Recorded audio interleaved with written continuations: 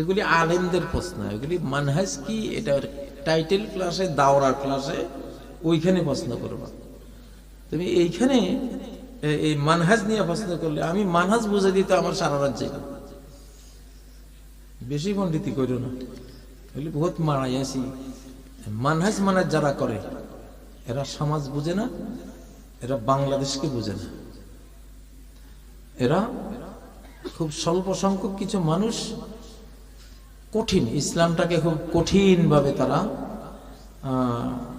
Place করে। আমাদের হলো আল মাউত আলা আকিদাতিল আজায়েজ। ওই যে একজন বুড়ি মা কি বিশ্বাস করে, ওই বুড়িরাকে দিনে কবরে যাইও আল্লাহ নাজাত দিবে। যে বুড়ি কিচ্ছু জানে না। আমি শরীয়তপুরের এক বুড়ির কাছে ওখানে গেছিলাম, তো একটা বুড়ির সাথে ইন্টারভিউ নিলাম, ৮০-৮৫ বছরের বুড়ি। আমার মনে হলো শরীয়তপুরে এখানে অজপাড়া গাই নদীর কোলে এই বুড়িটা পড়ে আছে। সে তো কোনো আলেমও পায় নাই, কোরআন হাদিসও পায় নাই, সে তো কি জ্ঞান বা শিখছে, সে আখেরাতে কেমনে বাঁচবে। আমি এটা মনে করি তার একখান প্রশ্ন করছিলাম। এমন একটা শিক্ষা পাইছি তার কাছে, আমি আমার সারা জীবন মনে ধরি। তুমি যে মানহাজ প্রশ্ন করছো, তোমার দরকার ওরকম বুড়ির কাছে গিয়ে ইসলাম শিখা। আমি বুড়িরে বললাম, মা বলেন তো ধর্ম কি জিনিস? সেকেন্ড দেরি করলো না, ধর্ম কি? হাতে করবে হাতের কাম, মুখে লইবে আল্লাহর নাম। হায় হায় রে, আমি যে কতবার কইছি তার এই উত্তরের কথা, মাহফিলে দোয়া করছি তার জন্য। মারা গেছে বুড়ি, কয় হাতে করবে হাতের কাম, মুখে লইবে আল্লাহর নাম। মুখে তো আর কোনো কাজ নাই, তুমি যেই কাজে করো মুখে যাতে আল্লাহর নামটা থাকেন। ঠিক এই প্রশ্নটাই নবীজিকে এক লোকে করছিল, ইয়া রাসূলুল্লাহ ইন্না কামাল ইসলামে কদ কাসরাত কদ তাশাবাত আলাই। ইসলামের বিধিবিধান কত হইছে, কত কিছু হইছে, আমি কয়টা মনে রাখবো? ফামরুন জামিউন তাশাব্বাসু বিহি। এমন একটা কথা কইয়েন, যেই কথা ধরে থাকলে পুরা ইসলাম আমার আইসা যাবে। নবীজি জিহ্বা ধরে বললেন, লা ইয়াজালু লিসানুক রাতবান বিযিকরিল্লাহ। আল্লাহর সাথে কথা কইতে কইতে, জিকির করতে করতে জিহ্বাটা ভিজায় রাখবে, বাস। ঠিক বুড়ি তো এইটাই কইল, হাতে করবে হাতের কাম, মুখে লইবে আল্লাহর নাম।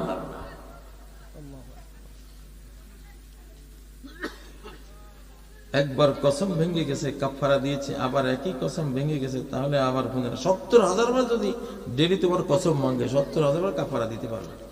আল্লাহর দরবারে কোনো বাধা নাই, যতক্ষণ সূর্য পশ্চিম থেকে না উঠছে, তওবার দুয়ার খোলা। ঠিক না? ঠিক।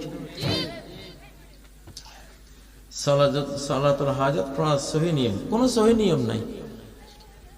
তোমার একটু টাকার দরকার, আল্লাহু আকবার, 2 রাকাত নামাজ পড়ে সেজদার মধ্যে, আল্লাহ আমার তো দরকার, তুমি না দিলে আমি কই পাবো, আমার এই টাকাটার আয়োজন করে দাও। ঠিক না? বাংলায় কইবা, নফল নামাজে বাংলায় সেজদা দোয়া করা যায়। বাংলা সেজদায় ফরজে না, নফলের মধ্যে, সুন্নতের মধ্যে, সালাতুল হাজাতের মধ্যে, সুন্নতে মুআক্কাদার মধ্যে, তারাবির মধ্যে, বিতিরির মধ্যে, ফরজ ছাড়া বাকি সবগুলোর মধ্যে সেজদায় আল্লাহর কাছে দোয়া করা যায়। আকরাবু মা ইয়াকুনুর রাব্বু মিন আবদিহি জাওফুল লাইলিল আখির ওয়া আকরাবু মা ইয়াকুনুল আবদু মির রাব্বিহি ওয়া হুয়া সাজিদ।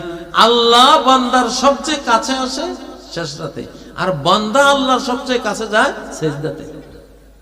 দুই দিক থেকে, একটা হলো আল্লাহ কাছে আসতেছে, একটা হলো বান্দা কাছে যাচ্ছে। আল্লাহ কাছে আসেন কখন? শেষ রাতে, আর বান্দা কাছে যায় কখন? সেজদাতে। সুবহানাল্লাহ, সেজদায় গিয়ে চাইও। জানাজার নামাজ পড়ার সঠিক নিয়ম কি? বাবারে, এগুলি ইমাম সাহেব তো জিজ্ঞাসা করি, বেজাইলের মাসলা আছে এখানে। নবী সাল্লাল্লাহু আলাইহি ওয়াসাল্লামের কবর কে খনন করেছে? আচ্ছা, এগুলি নবী সাল্লাল্লাহু আলাইহি ওয়াসাল্লামের কবর কে খনন করেছেন, এটা জানার সাথে তোমার কোনো আমলের সম্পর্ক আছে?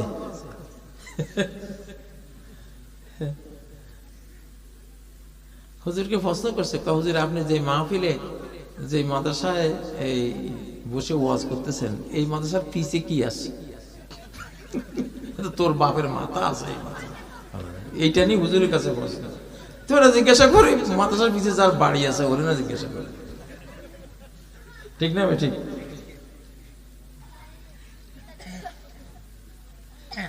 হুজুর ফুফাতো ভাইকে বিয়ে করলে ফুফুকে শাশুড়ি হিসেবে আম্মু বলা যাবে কিনা? সমস্যা নেই, আম্মু বললে সমস্যা নেই, শাশুড়ি।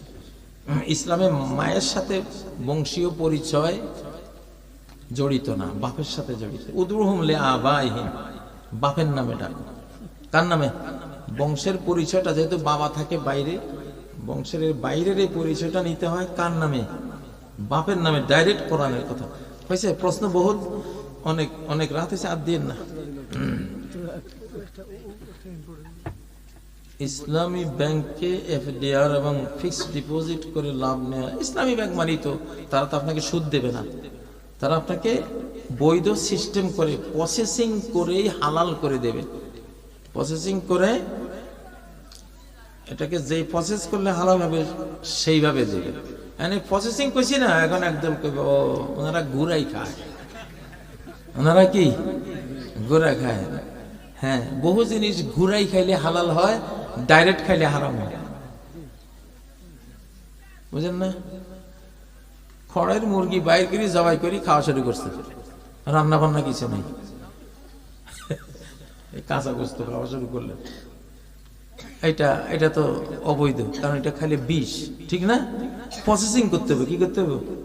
কি করতে হইব? এখন কাটতে হইব, নাই বা কাটেন, অন্তত আগুনে তো দিবেন, পোড়াইবেন তো, কাবাব বানান আর রান্না করেন, প্রসেসিং করে খান, এটা কি? এটা হালাল, ঠিক না? মেয়ে একটা পছন্দ হয়েছে, এই চলো তুমি আমার বউ, নিয়ে গেলেন ডাইরেক্ট, হালাল হইল? আস্তা হারাম। কি করতে হবে? প্রসেসিং করতে হবে।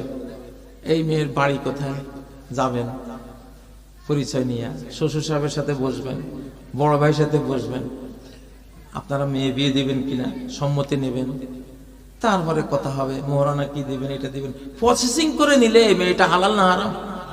দুনিয়ার যত নারীরে আল্লাহ হালাল করেছেন সব তো প্রসেসিং করেই তো হালাল করেছেন। ডাইরেক্ট তো একজনের মেয়ে আপনি ডাইরেক্ট রাস্তা থেকে নিয়ে গেলেন, এটা তো কিডন্যাপ করা, ঠিক না? প্রসেসিং দ্বারা হালাল হয়, হালাল প্রসেসিং এ যেতে হয়।